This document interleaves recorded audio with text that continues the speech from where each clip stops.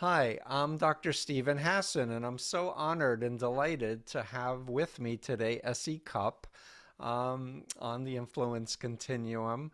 She's so famous. I can read you her bio from CNN. You're a political commentator. You call yourself a practical conservative. You're honest. You write. You have so many contributions. Essie Cupp Unfiltered. And with that, we're going to include the longer bio when we do the blog with you, Essie. And we last chatted. You were subbing for Pete Dominic's podcast, so now I get to have you on mine. Yay! Well, So I'm happy to be here. Thank you. yeah, can we start with the horrible shooting, mass violence yet again at another school? And I saw your messaging on Twitter about, being a gun owner and that it's up to us to raise our voices for practical legislation and a solution. I'm a gun owner too, disclosure. I bought two handguns after 9/11, actually, goes back to then. And fortunately, haven't taken it out. The last time I took it out, SC, was after the marathon bombing. And the police told us, don't leave your house because one of the suspects is the next town over. And I hmm literally had my revolver on my ankle. I didn't even tell my family that I was thinking about. I just said we're not leaving the house, and then they found him. And so anyway, please tell us what your thinking is. What message would you like to give? Well, it's horrific, and unfortunately, it's not, even close to the first one of these I've had to cover, and I've had to cover these in real time. I've had to break news while these were happening, and it's always awful. And for a long time, as a law-abiding gun owner, and I used to be a member of the NRA, and I used to call myself a Republican. For a long time, I would grieve, of course, and then we'd jump into the political debate what to do, and I would dig in my heels in support of the Second Amendment, Yeah. and I would say all the things like, well, no new laws would have prevented this shooting from happening, or criminals don't follow gun laws, or only 2% of all gun crimes are committed by assault weapons. I'd say all those things, Right. which were true, but they didn't advance a conversation. They were conversation enders. And over on the left, my friends on the left would say we need to ban all the guns. That's not practical. That's not happening. They'd call people like me murderers. I've got blood on my hands as a law-abiding gun owner. Well, those Right. are also conversation enders. Right. And so after too many of these, I just got sick of participating in this ritual of of non-action, of doing nothing, saying Right. the same stuff over and again. So I decided I have to do this differently. I quit the NRA many years ago because they just don't seem to represent a majority of law-abiding gun owners. Right. They represent absolutists and political interests. And so I decided I just want to talk about this issue as a mom, not as a gun owner, not as a Republican, not as an NRA member, just as a mom. And I'll go first. I'll stop doing the thing I was doing first. Mm-hmm. And I'd love to meet with people who want to talk in different ways about this. And Steve, the thing is, what I've been telling people, this problem is not going to be solved by Democrats, by special interests on the gun control side, by lobbyists. Right. It will not be solved without me and you, law-abiding gun owners who Right. have had enough, who've decided we want to be part of the solution. And we are many in number, Right. and we are vital to getting something passed. You cannot do this alone, just as Democrats or as a special interest, like I said. So that's what I'm trying to do. I'm trying to say, I'm here. I'm a gun owner. I've had enough of this. I'm willing to talk about things I was never willing to consider before. And join me in Mm-hmm. this. Mm-hmm. Good for you. So can I?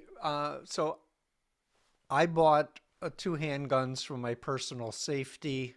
They're locked, triple locked, Hmm. quadruple locked, Yeah. with video cameras and everything else to alert me if anyone gets into my office, etc.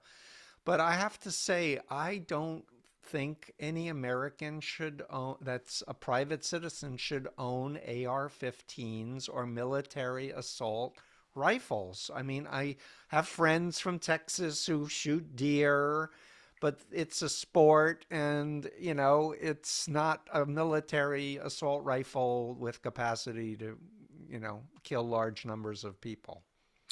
So, like 10 years ago, maybe even 5 years ago, I would have said, listen, we tried an assault weapons ban. We had one for 10 years, during which Columbine happened Yeah. and a number of other mass shootings, including school shootings. That's what I would have said. Hmm. I'd be right. However, um, it does not seem as though this mixture of sickness in terms of the growing hate and extremism in this country, and then a rise in mental health problems in this country, and absolute access to military grade weapons, it does not seem as though these two things can coexist safely, that we can all be safe in a country where those two things are happening. So I, like a number of other Republicans I know, and I'm a conservative. I no longer call myself Republican, but Congressman Adam Kinzinger from Illinois is a friend of mine. He's a gun owner. He has suggested a raft of new legislation, stuff you'd never hear a Republican saying before, including raising the age minimum to buy an assault weapon, Yeah. including magazine limits, including strengthening red flag laws, banning bump stocks, universal background checks. I support all that. I'm also willing to listen to conversations Yeah. about assault weapons, um, because while I wish the conditions were better for people to be responsible gun owners, and defend themselves the way they want, and responsibly practice shooting sports and hunting. I do those things. Hmm. I wish, but it's not met by a reality. And the Constitution has to be a living, breathing document. It has to Right. reflect the changes Right. that founding fathers could never have imagined. I think a lot about Malthus. Malthus was an economist and philosopher, and he predicted almost apocalyptically that the world would run out of food and a population boom would be basically the end of civilization. Well, what he couldn't imagine was the Industrial Revolution Right. and the democratizing of food distribution. So a lot of people made a lot of big decisions based on his sort of doomsday Yeah. Good point. prediction, Yeah. just because they couldn't see the changes. Well, the changes were great, Yeah. obviously. And so I think a lot about that the founding fathers couldn't predict the good changes, the bad changes, the problems that we would eventually solve, and the new problems that would Right. be created. And so I don't think we should be absolutist about any right. Right. And I think that we need to have different conversations. Ultimately, what we end up with, I don't know, but the world has changed Yeah. I since the totally. founding fathers were trying to protect muskets. I totally agree with you, but the one thing that you left out of your formulation, for me, Mhm. that's so central, is the internet and social media Of course, that's absolutely. influencing and radicalizing young people, older people too, for sure. But the internet, when we don't have data privacy protection, there's no legislation. And part of, I mean, I literally just got a copy of a book that I did a chapter for from Oxford University Press called Lone Actor Terrorism on Online Radicalization.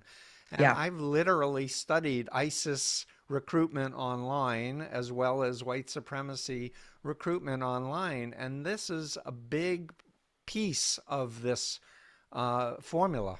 Yeah, to me, that's not a third piece. That is completely inside the rise of hate, extremism, Yes. and our mental health. That is Yes. absolutely a crucial part of it, maybe the most important part of that. Yep. Because I think without social media, social media has allowed a lot of these things to take hold and spread Yeah. um, in really deleterious ways. And that's on the worst end. There's also just what it's doing to our kids' mental health and just having this like performative experience where you are expected to perform for your Instagram followers or your YouTube followers or even just your friends online. Everything is a performance. And I just think that's so corrosive Yeah, and and friends are dangerous. people that you don't even know for the That's most right. part. Have 67,000 followers on Twitter. I know maybe 100 Yeah, right. personally, Yeah. directly. But I want to add one more piece just Hmm. because we're talking and I so much respect you. And that is, I listened to a man named Steve Silberman who wrote a book called Neurotribes about how uh, Bill Gates, Stephen Jobs, Mark Zuckerberg are on the spectrum, Elon Musk, and that they, through their anxiety and discomfort in relating to people in real life, created a world, a virtual world, where screens are less threatening and they're rewiring the brains of neurotypicals. That's what people who aren't on the Hmm. spectrum are Hmm. called, neurotypicals. But what Hmm. we're missing is so much of the human experience. And that's why I like Tristan Harris and the Center for Humane Technology. They're like, Yeah. technology should serve humans, not the other way around. We should not be serving algorithms or some few greedy people who just want to steal our attention and sell it and make money Yeah. off And it. what I like about what Tristan says is there was this idea of a benevolence to social media and this idea, Facebook and connecting people. And Yep. I don't doubt that's true. Yep. But again, solved some problems, created a lot of new ones. Right. And we're irresponsible. I love how Tristan focuses on the sort of the responsibility of the people who created these problems to fix them. We have a responsibility now to be good stewards of this new technology that my kid will never grow up without, right? He won't know any different. Yeah. I know Nor different. mine. Mine's 19 now, but he grew Well, up with them. right. I remember not having email. I remember not having Yep. social media. He won't. So, I mean, he's 7. He's not Well, on anything we now, kept but him from having a cell phone till middle school. So like we were yeah, struggling, but then it's hard. since I then mean, it's listen, addictive. he's not on anything now, but at the right age, it will be unavoidable. Right.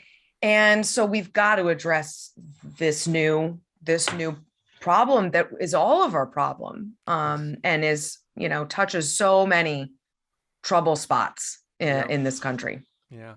And if I may, Essie, add another dimension to this in terms of my research for the Cult of Trump book. Um, and we know that Maria Butina was a Russian agent who infiltrated the NRA.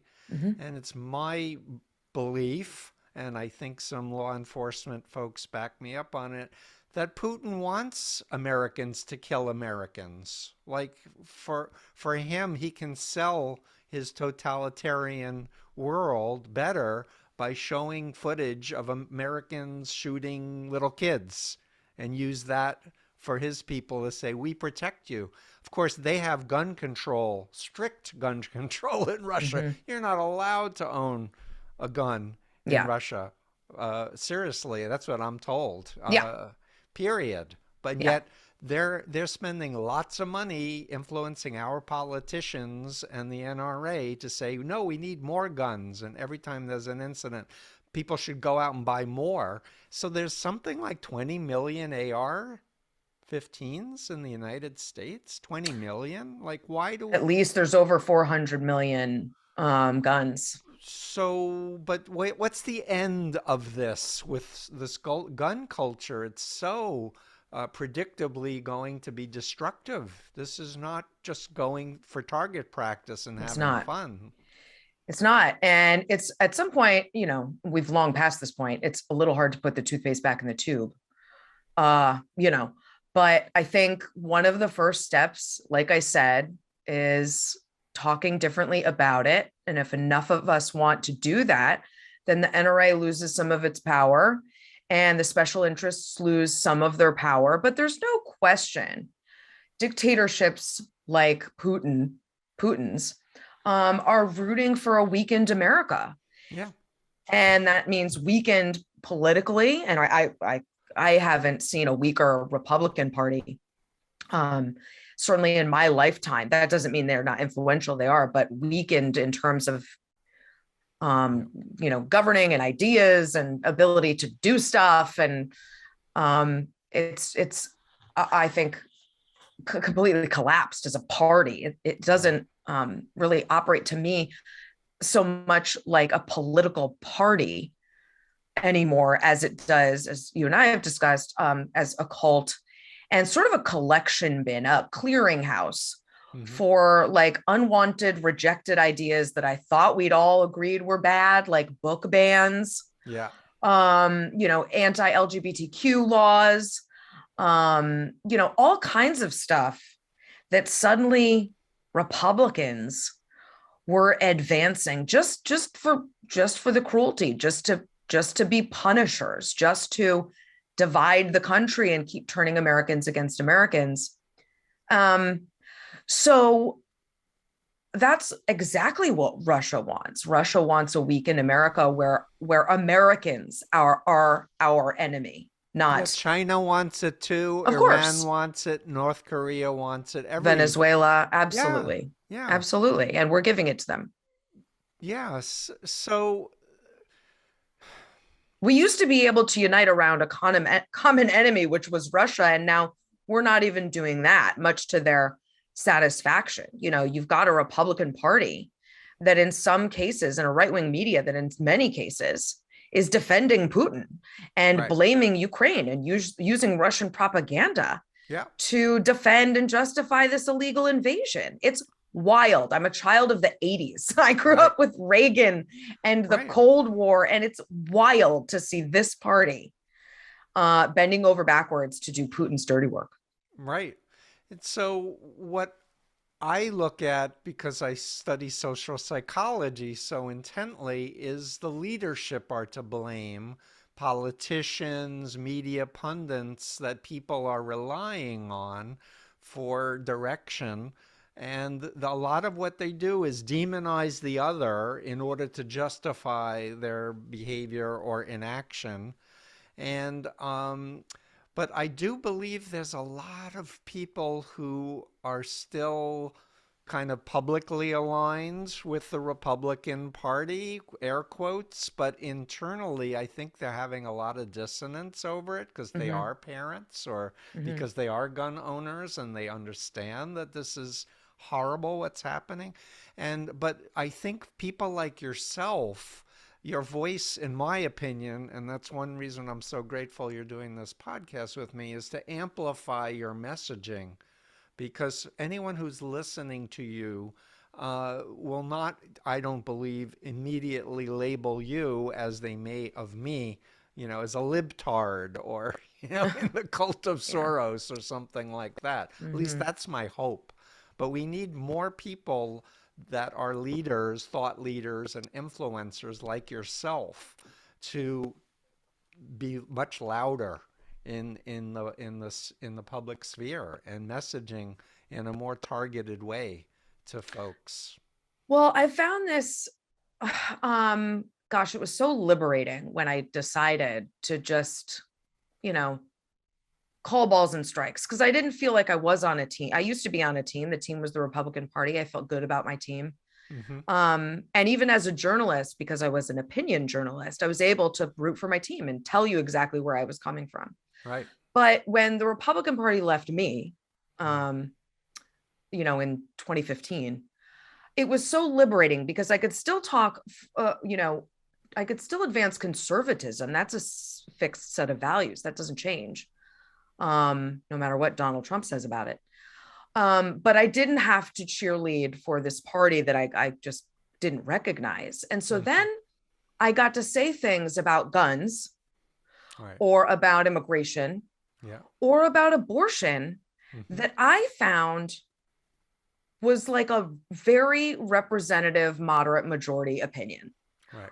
Right. My position on abortion, I'm pro-life. I don't think Roe should be overturned. I think abortion should be legal, safe, and rare with some restrictions. Guess what? That's the majority opinion in this country. And I believe Majority that opinion. too. It should be rare, but it should be Well, right. there. And the Democrats have gone extreme on this too. They've dropped the rare from the party platform. They do these weird social media campaigns to celebrate abortion and really dehumanize what it is. And I don't think that's effective. But the majority of people in this country, majority of voters, do not believe that abortion should be banned Right. and do not believe that abortion should have zero restrictions. Right. So on that, well, I'm in the majority. On guns, the majority of people in this country believe in universal background checks. They believe in strengthening some gun laws. They believe, 100 rounds is probably too many for an 18-year-old to have. Well, guess what? That's right in the middle. That's most of us. Right. Pick your issue, and we're not on the extremes. And this is why, if you look at recent polling by Gallup and Pew, a majority of Americans do not feel represented by this current two-party system. Right. Well, because they're not. I mean, the Right. loudest voices of the two wings of the party are talking as absolutists and purists instead of as moderates, where most of us are, along a spectrum. So I feel like an orphan, Mm. politically, but I also feel invisible Mm. because people are talking about abortion bans or abortions with no restrictions, not what the rest of us Right. want. I mean, even in Texas, the abortion laws in Texas, which effectively ban abortion, Yeah. um, are unpopular in Texas. Yeah. So, like, who are these solutions solving problems for? No one's asking for these extreme solutions, and that's all we seem to be getting. Yeah. So it's disillusioning and very it's disorienting. Yes. But I have found in being able to speak up more, less politically Yep. about all these issues, I am not as lonely as I feel sometimes. Yep. And I feel the same way, to be honest. I was really never into politics. I just distrusted the whole system, to be Yeah. honest. And I'm turning 68. I'm a homeowner, uh, Mhm. married with a kid, and um, I just worry I'm going to be okay as an individual. My family will be probably okay. But the vast majority of people in our country and the world, I'm really worried about, because if America fails, the Mhm. rest of the world is going to be unduly influenced by totalitarian and cult leaders. Well, I think there's two things here. Americans should want two strong parties. Mm. Americans should want Republicans to be better, not to go away, not Right. to be expelled.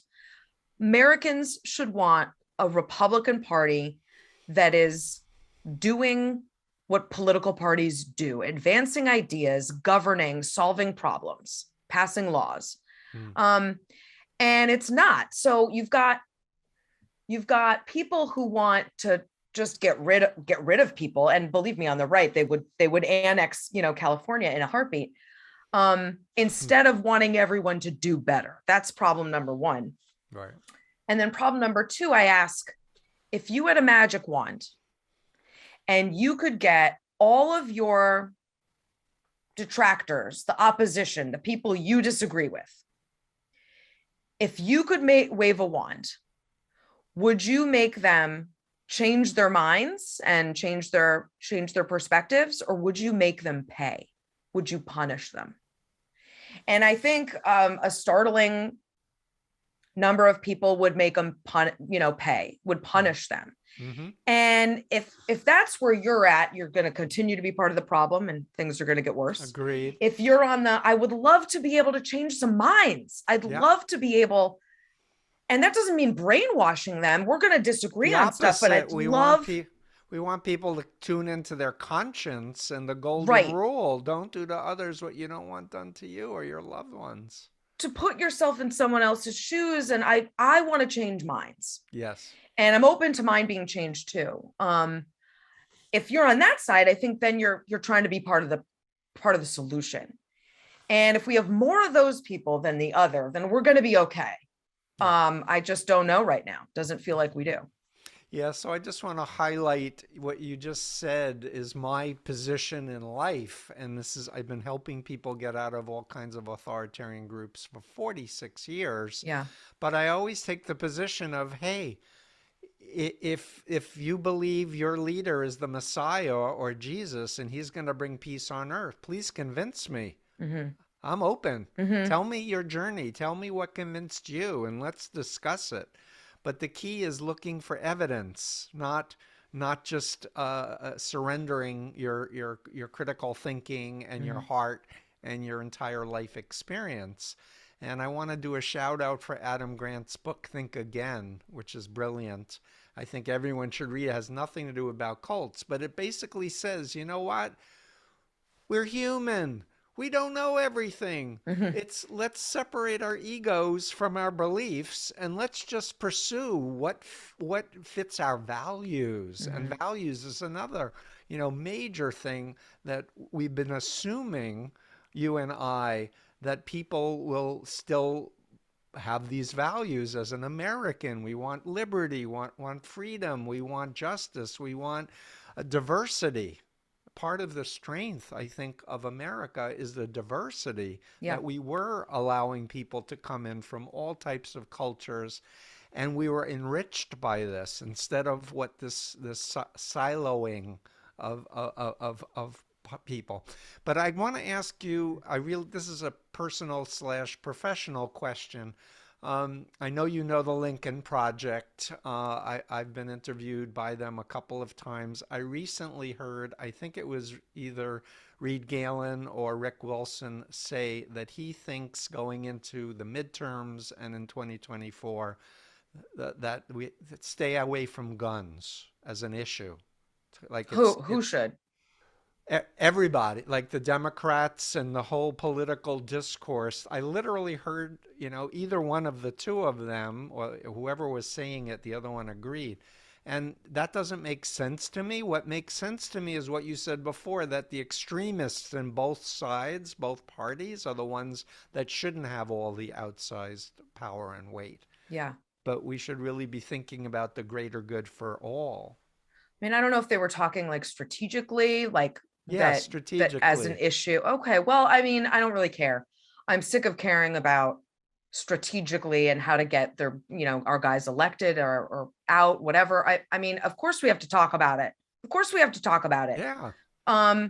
And I think there are good ways to talk about anything and bad ways to talk about anything. And I don't think anything should be off the table. Yeah. But I think if you empower people with nothing to gain, right? I'm not an NRA member. I'm not a lobbyist. I don't represent special interests. I'm just a gun owner. And frankly, as a gun owner, I mean, this issue is making all of us look terrible. Yes.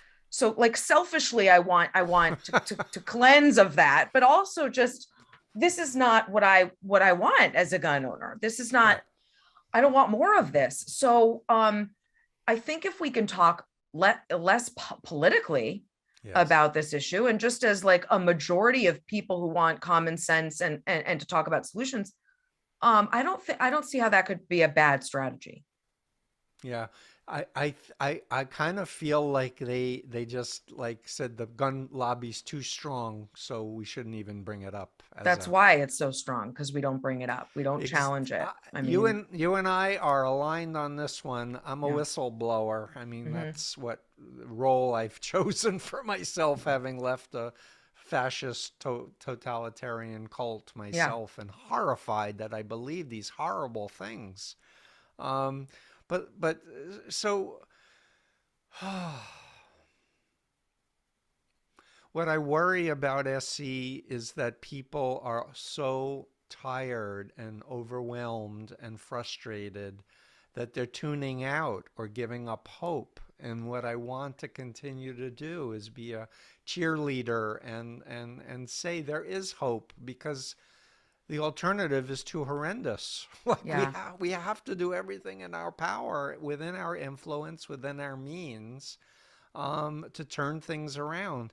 I have a very strong bias. I believe we should do mass education about psychology to Hmm. everybody. Hmm. What's healthy psychology? What's unhealthy psychology? What's ethical influence and healthy influence, and what's unhealthy influence?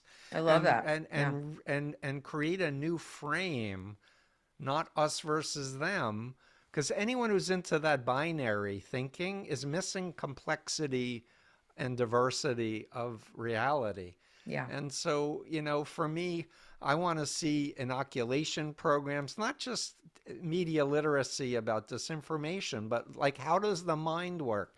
And I'll just take a couple more minutes and say, in all my cases, I show three videos as a foundation for explaining this. One is the Ash conformity study. Have you ever heard of it? I think you and I have talked about it. Oh, Yeah. okay. So it's basically, people think they're doing a visual perception experiment. They're in a room with a group of people. The person at the front has a placard with a line, let's say 2 inch line, and then there are three sample lines, let's say 2 inch, 3 inch, and 4 inch. And people in the room take turns saying which is the correct match. Only the setup is everybody's in on the experiment except one person. And what the experiment shows is that 2/3 of everybody doing this experiment start giving the wrong answer just because it's too uncomfortable to resist the group pressure. So that conformity tendency is Mm. a human trait. But Yeah. once we understand that, once we understand the people who caved and said the wrong answer felt terrible about Mm. themselves. Mm. The people who were heroic resistors, air quotes, felt great after the Yeah. fact that Yeah. they stood up, but nobody got up to measure the stupid lines, which is what I tell my Right. clients. Always, if people give you two choices, always think, what's the third choice? Right. But anyway, quickly, the other two experiments that I teach is the Milgram obedience study, which is the shock machine, phony shock machine that Stanley Milgram concocted, where somebody was flicking a switch and believing they were giving a voltage, 15 volt increases, to the point where the tape recording, they thought it was a live person. There was a tape recording, go, oh, my heart, please stop, I'm in pain. And the person doing it would go turn to the person with the coat on, who's doing the authority figure. It sounds like pain. I don't want to do this anymore. You committed. You Oh God. must, Yeah. this is science. You must.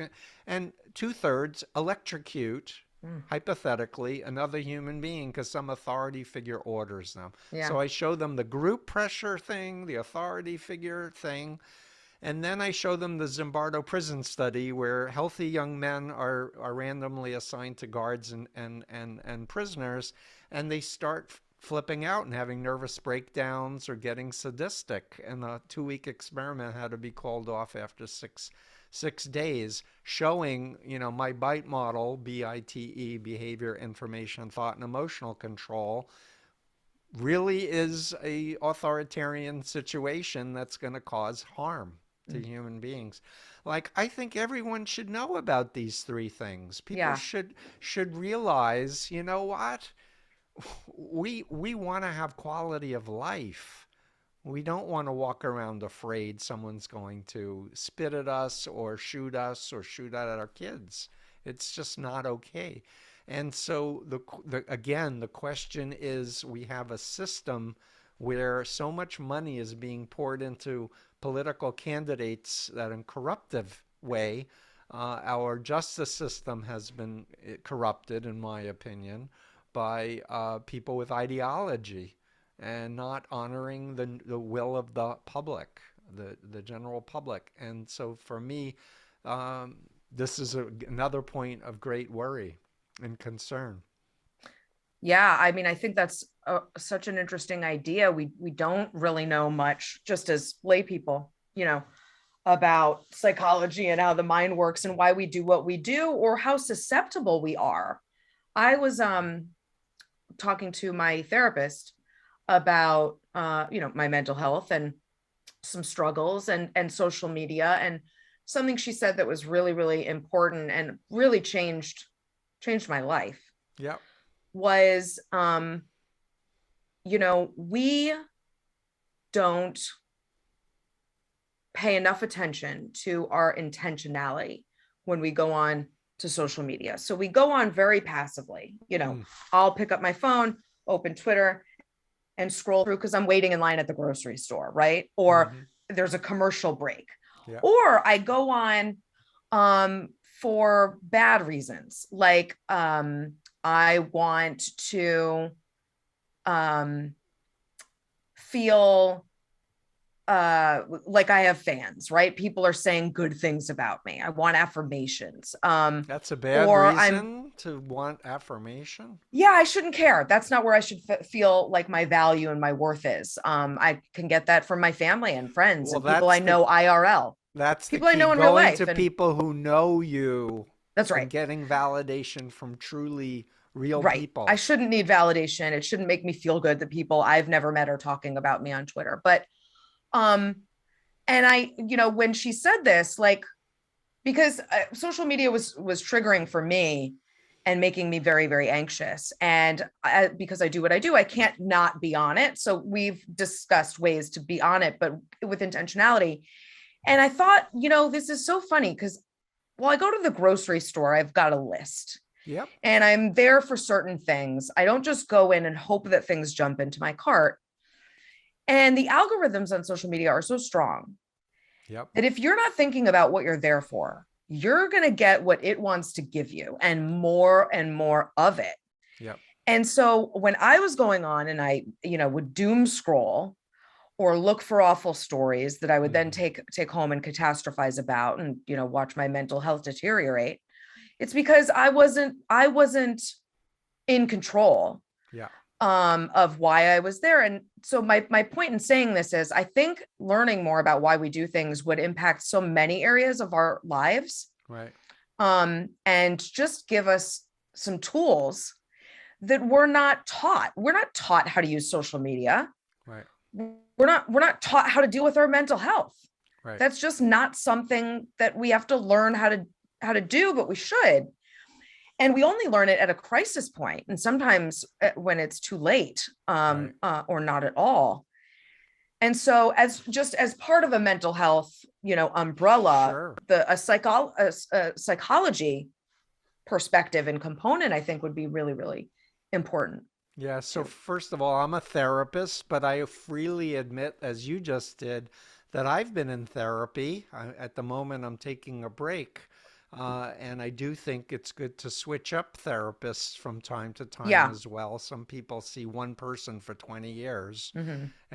And then I asked them, do you remember what you first went to them for? Oh, I had anxiety. And Hmm. how are you doing now? Oh, I'm anxious all the time. Right. Oh, so I'm one of those therapists that says the point of therapy is to get out of therapy Of course. Right. and control your own mind. And that includes controlling your thoughts and your feelings based on that core, as you said, intentionality. Yeah. And I want to add another piece that I found is so important, is being in your body in the here and now. Mm-hmm. Because smart people, intelligent people, creative people like yourself, and I will include myself in this description, we can let our imaginations worry about the future Yeah. and 30,000 negative possibilities, Yeah. and it floods our and takes over our present. Totally.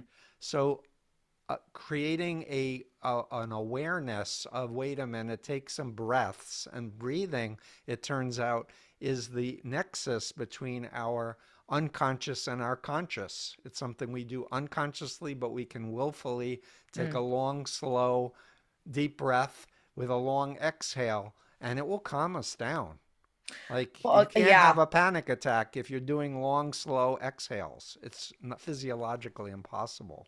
yeah, and I've just learned so many great tricks and tips and tools Hmm. in undergoing therapy and dealing with my anxiety finally.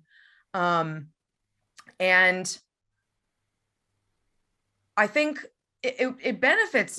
I don't know anyone who wouldn't benefit, right, from talk therapy, even just learning a little bit more about anxiety. And I mean, I was doing awful things. I was catastrophizing, I was transferring. So a problem that was happening in Syria was literally in my mind, I would mentally make myself imagine that was happening to me Oh, you're a and super my family. empathizer then, if that's, I'm a crazy empath, and yeah. as an exercise, so it was a bargain. I was making the bargain that if I actually made myself emotionally experience it, it wouldn't happen to me. Mm, But the toll it took on me to go through that trauma for everything, and I was doing it, I would do it within seconds all day mm, long. yeah. And so I'm driving and an ambulance goes by. Well, it's going to my house and something's happening to me. And it was constant. And so that was obviously very debilitating. But a lot of the tips and tricks, even just as simple, I was talking to a guy who said, when he heard me describe that, he's like, don't go and borrow trouble. You need to borrow trouble. We've all got our own troubles. Why are you imagining other troubles and, thinking about the stuff that is not your trouble? And just even that simple thing. Yeah. But also all the things, the tools my therapists work with me on. I've learned so much about myself, and not how to be numb, but how to live Right. much, much more comfortably, Right. reduce these anxious episodes, reduce my bad habits and bad behaviors. And it's changed my life. I didn't know how bad I was until Yeah, I went I through want to this. interrupt you and just, I don't have my therapist hat on, kind of, a little bit. But instead of labeling it as bad, Mm-hmm. just say ineffective or dysfunctional, because you're a good person and your Yeah, and I caring didn't. is a good Yeah, thing. no, no, no. And I've always said that I've never been ashamed of my empathy, and in fact, my empathy has been productive in my Hmm. job.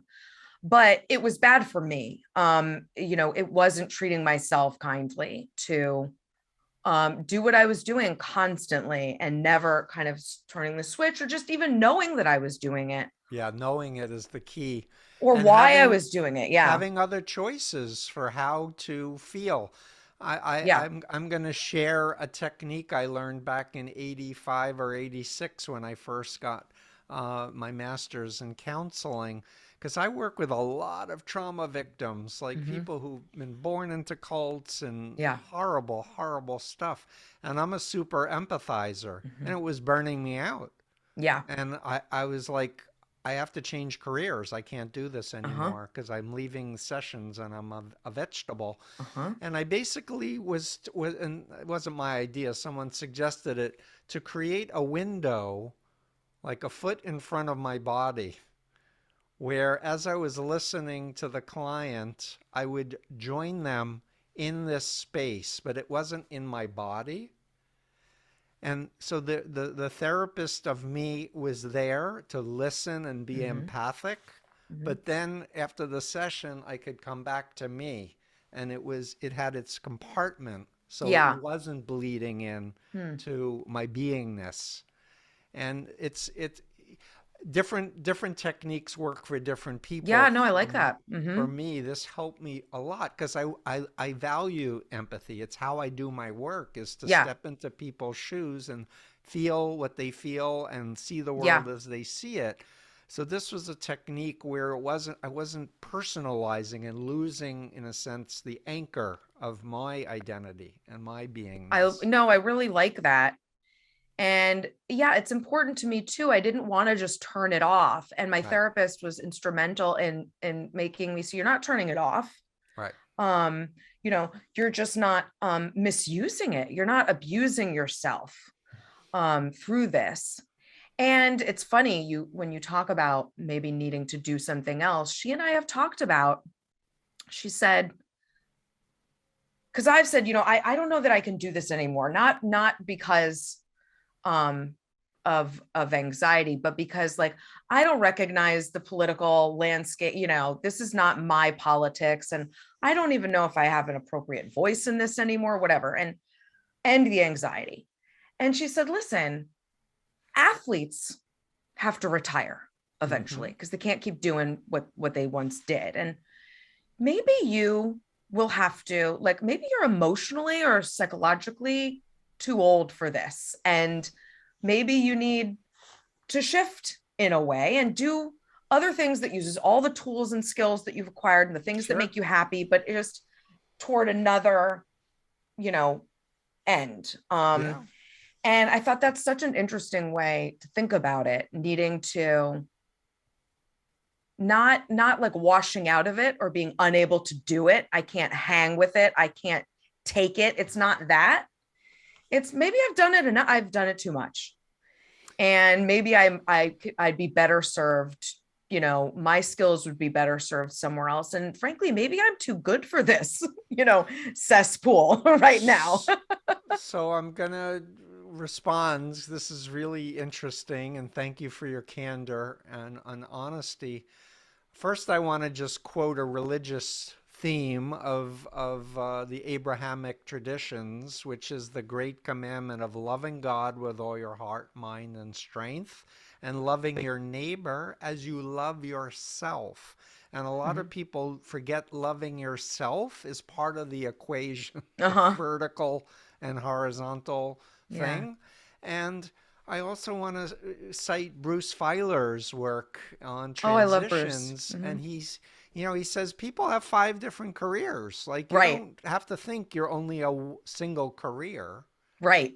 you Right. know? And I mean, there's just great psychological ways to look at, because I would look at some of my colleagues and think, well, how are they doing it? How are they okay? And first of all, they may not be, you don't know.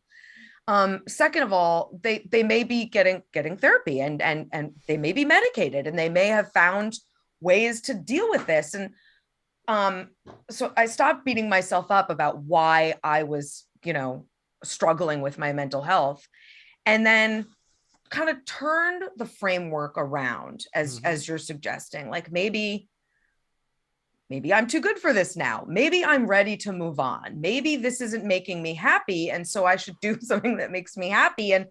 maybe I don't need to be here as long as I predicted in my mind, 20 years ago, that I would be.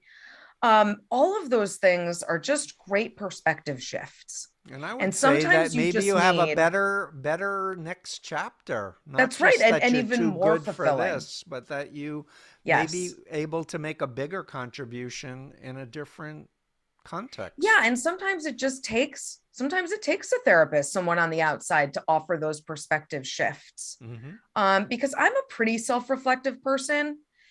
And none of these things occurred to me, Hmm. and so they might sound simple, but I really did need to hear from someone to say, like, well, let's question your orthodoxy about all of this, and challenge it just a little, and it makes really a Well, huge and difference. So especially if it was a 20-year ago self yeah, that said, I'm going to do this for X number of years. totally. Maybe that's that person that you were 20 years Maybe we ago. should have set expectations. Yeah. Time to realign with where you are Yes. now. I'm selfish. I want you to stay around in your Oh, influencer role because I think we need you. And I kind of feel the same way. Like I'm old enough to retire. I don't need to work, but I feel like my work is so important for the yeah, for planet sure. and the future. And I want to just keep transmitting what I've Yeah. learned and get some younger people to pick it up so that I can Yeah. not feel so pressured to keep doing this because it is Yeah. it's tough. And I'll come back to the beginning of our conversation with AR-15s. My former cult has a gun factory manufacturing AR-15s. Mm. And another one of my cult, they have a rod of iron .org ministry.org where they are teaching and have compounds training people how to kill people with assault Mm. rifles Oh, um, that's awful. in the coming civil war. So I'm a Yeah. little worried as a potential Yes. target. Mm. They know who I am and what I've been Mm. doing, and but I it's not going to make me stop. It's too Well, it would be important. understandable if it did, but I get that too. And look, I'm still here. I'm Yeah. still here, still doing it Yes. every day. I still, Great. it's hard to get out of bed sometimes with this news, but I do. And Yeah. I come on and I have the hard conversations because I still believe that they're important and I still want to be useful if Yeah. I can. But Yes. look, it's hard. We're all dealing with stuff. So if you're a listener and you're thinking, my gosh, I can't believe these two people are admitting, well, everyone's going through it. You are not alone. Everybody is anxious and distressed Yes. and worried about the economy, worried about the pandemic, Yep. worried about future variants. I just got my Climate. Yep. second booster on Tuesday. Uh-huh. But I had COVID 2 months ago Uh-huh. after having the first booster last August. But, it's like what's within my control and what's outside of my control. Exactly. And let me put Exactly. 90% of my energy with things that I can do something about and periodically check things that are outside of my control and Yeah. say, is there some creative new idea or new information that's come my way that could be applied? And then I can Right. do something about this other issue or this other problem. Um, Right. but you're a good person and you care Thank and you. you want to help make reality sustainable and livable for others. And in particular, as a mother, you want children and your great grandchildren to have a planet that's sustainable. Yeah, for So sure. this all makes a lot of sense. So as we're wrapping up, I'm a fan of yours. If you Thank you. haven't noticed already. Well, it's mutual. Yeah, and I guess I want to ask if there's any final thoughts that you want to come back to in this free-ranging conversation. Well, listen, life is hard and um these are hard things to talk about and you can only talk about them when you feel like you have some space and trust and a willing partner on the other side who can disagree with you, Yeah, but who is going to give you space to voice your opinion. Let's talk through it. And I love doing those. I just did a talk about guns with Van Jones, who comes from the left, and we do talks all the time because we trust each other. But those platforms are far and few between. They're not rewarded in cable news at hmm all, and where I live. But hmm they're just diminishing. And so I'm just grateful that you provide this. And hmm I hope that you invite lots of different kinds of people on, to have tough conversations, because that's what we need to model.